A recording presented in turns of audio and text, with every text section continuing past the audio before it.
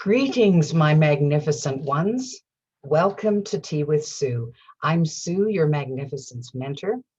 It's such a delight to be here with you every Friday to explore topics that are near and dear to my heart, and I hope will tap into you and your heart. So just relax, enjoy. There's food for thought over the next little while, and have your favorite cup of tea by your side or coffee, whatever your favorite beverage is,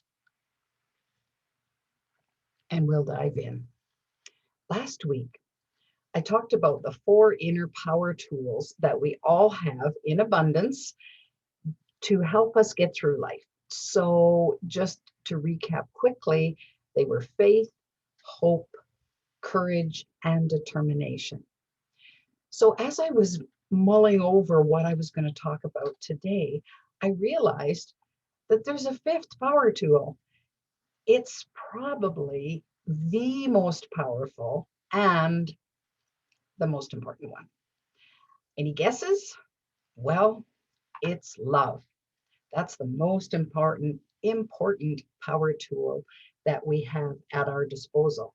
And we have it in huge abundance. So how fun is that?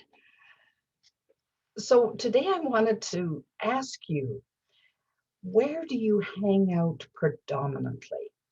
Do you hang out in love or do you hang out in fear? For most of my life, I hung out in fear. I had flashes of hanging out in love here and there, but I confess that my base and my default was pretty much fear.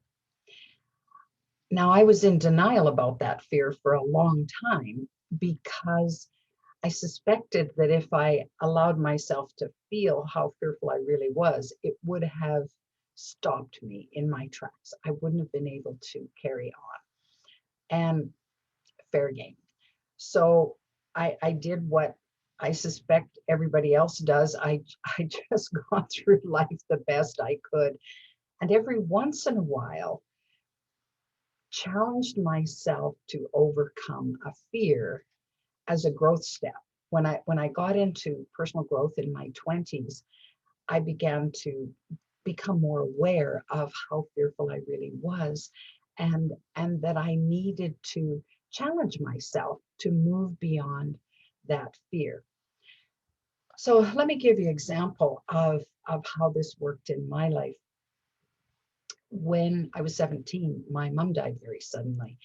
And even though I wasn't aware of how big an upset that was in my life, what a shock to my system that was, because in those days it was just, stiff upper lip, forge ahead, carry on regardless. So we weren't aware that it was okay to feel our feelings, or like you just didn't let on, you just carried on no matter what. So I probably had way more fear than I would even acknowledge at the time about how I was going to manage, because I was coming to the time when I was going to be out on my own.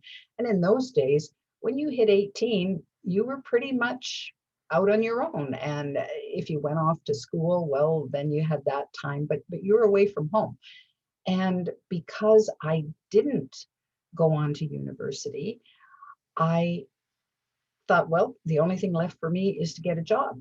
And I needed to find a place to live and all those different things.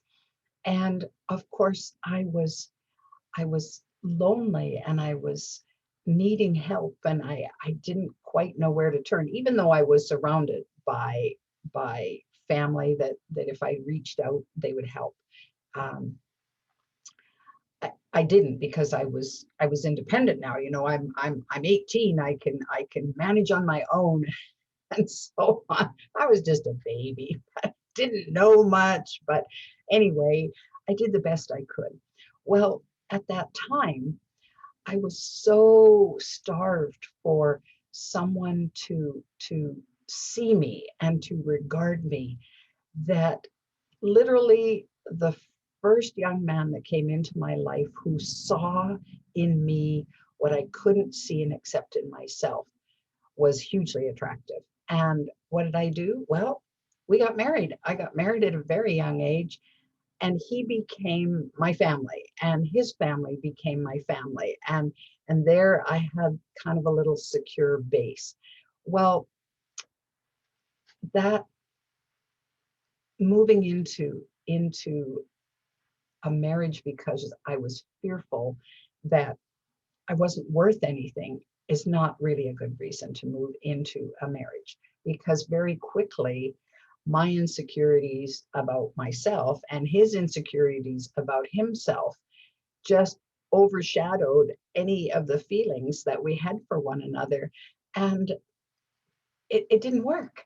And of course it didn't last. So then, because I had begun to become more aware of myself as a person, when that relationship ended, I thought, well, I don't even know anything about love, I guess, and I'm not even sure if I love myself. So that put me on a path. And here's where one of my power tools came into play. I was determined to find out how to love myself and to explore that whole realm. And I have to say, I started out in misery.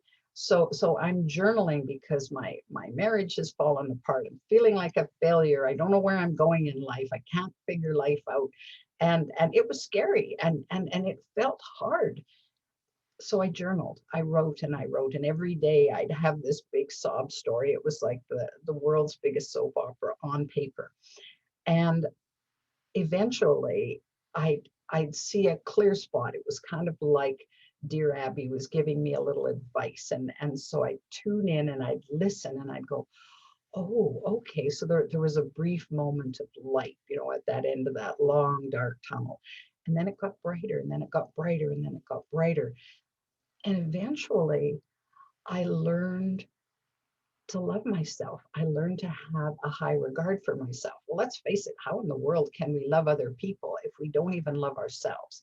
We might have some glimmer of love, but ultimately all the love that we have to give comes from that inner well of love. And if we don't ever tap into it and realize that it starts with us, well, it's kind of hard to move forward.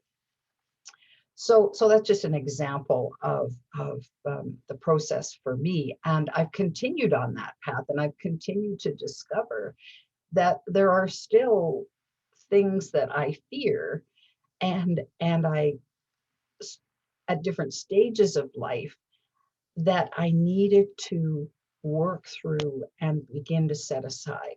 So in love, if your default is in love, it's coming from the heart space. It's coming from that sense of well-being, that joie de vivre, that sense that I'm looked after, I'm cared for, I the universe has my back, that I'm strong enough to do whatever comes in front of me, and there's help and support when I need it. So it's that, and out of that we comes our compassion, comes our level of gratefulness, our level of kindness, and all of the things that make life pretty grand. We're more curious, we're more creative. It's that, you know, we have it all in that package. On the other hand, if we're coming from a place of fear, then sometimes the symptoms, and this is a thought process. So our thoughts are there. We'll have a fearful thought. And if we attach more and more emotion to it and allow the fear to build, if we allow that thought. So here's a thought that I know I have had and still have from time to time. Oh, is there going to be enough money to support me in doing what I want to do, or going where I want to go, or the basics, pay the rent, put food on the table, those kinds of things. Now, if I allow that thought, so it just flits into my head, and if I allow it to build, if I allow it grow and grow. And I think about it and I focus on it intently and oh no. Then of course all kinds of other fearful scenarios pop out of that. And it's like I just started with a sentence and all of a sudden I have a soap opera in front of me. Oh, I lose my place. I'll end up on the street. I won't have any possessions. I could freeze to death in the winter, which is always a possibility in Edmonton, and on and on. And it goes from this tiny seed to this huge boulder that seems insurmountable. Well, what does that do to my heart space? Wow, it causes my heart to thump wildly. And the sheer magnitude of it has me believing that I can't cope. That, oh no, there's nothing there for me. I have no resources. I have no ability to do more than what I'm doing, and my confidence starts to erode. Well, that's kind of a definition of hell on earth, don't you think? It just started from a simple thought that may or may not be true. So, but if we've learned over time because of failures, because of hard knocks that come at us, because of what people tell us, or our fear of what everybody else is going to think about what we do or don't do, how we handle ourselves, are we giving enough? Are we doing what we're supposed to be doing? Well, maybe we've had like, I've had my head down because I don't want anybody to notice me, because if they come after me, I'm in trouble. Well, that's sheer fear-based. And so we may surround ourselves with armor of some sort that so that people can't get through, or situations can't get through, or we can avoid, hopefully, some of the negative effects. I don't find that works that well. It's a, I guess, a temporary solution to a permanent problem. And so the inner work becomes really important. So what's the antidote? What do we do if our default is in fear? Well, that's where you pull those two of those power tools for sure forward. You pull courage and you pull determination forward. And you say, okay, I love myself enough to be determined to deal with those thoughts. Whether you just have them flit across and say, thank you for sharing, off you go now. And then another one flits across, no, we're not thinking about that right now. Or you flip into the mindset of what I'm, so one of the things I use is when I'm having these down times or these fearful thoughts wanting to get in and bombard me and live inside me, then I'll turn immediately to what am I grateful for right in this second. And it can be the simplest things. I'm grateful that the lights work in my house. I'm grateful that I got out of bed this morning. I'm grateful that I have clothes to wear, that I have this amazing cup of tea to drink. It doesn't have to be big things. In fact, all the little things added to one another. Well, when I do that, and sometimes I just get out my pen and paper and start listing them down. I write them down, I write them down, I write them down. And it doesn't take very long before I've shifted out of that miserable fear-based thinking into, because you can't think a negative thought and a positive thought at the same time. It's just not possible. It's either one or the other. Well, if your default is here, then there's the determination to, no, I'm going here. No, I'm going here. No, I'm going here. And eventually that it's been called the monkey mind says, oh, well, okay, I didn't get a rise out of you that time, and maybe I'll try again, but right now I'll just go off and do other things. And I don't know where the mind goes when it's when you refuse to go down that path, but wherever it goes, good, because then it gives you space, and it gives you some opportunity for that heart space to open up and say, what is really true here? Because so many of those thoughts, if you stopped and you questioned and said, is that really true? Lots of times, no, those thoughts aren't really true. It's just a thought that crossed your path, and you grabbed hold of it for some reason. It caught your attention. Well, it's like fishing, right? You get a fish on the line, you have a choice of catch and release or pulling it into the boat. Well, if you don't happen to particularly like fish, then you're not going to pull that many into the boat. You're going to let them go. Well, the same thing with negative thoughts. If you don't like those negative thoughts, you can release them. You have that power. You are that magnificent. So so there's where and sometimes it takes courage to do that. So getting through fearful situations, places or opportunities that you feel are putting you at risk or at danger or in danger. And I'm not going to deal so much with the danger stuff because we have some built-in defense mechanisms, survival mechanisms that help us with that. But I'm thinking more of the situations that feel really scary for you. And you know that as a growth step to overcome that fear, it would really help you. It would help reinforce how much you love yourself. It would bring you some bigger self-worth, self-confidence, self-esteem, all those kinds of things.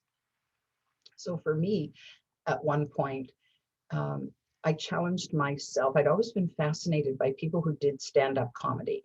And I thought that was the scariest thing that anybody could ever do because you're deliberately trying to make people laugh.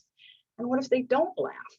And what if they boo you off the stage? And what if they uh, or they get up and leave and all those things that I'm thinking, whoa, that's tricky.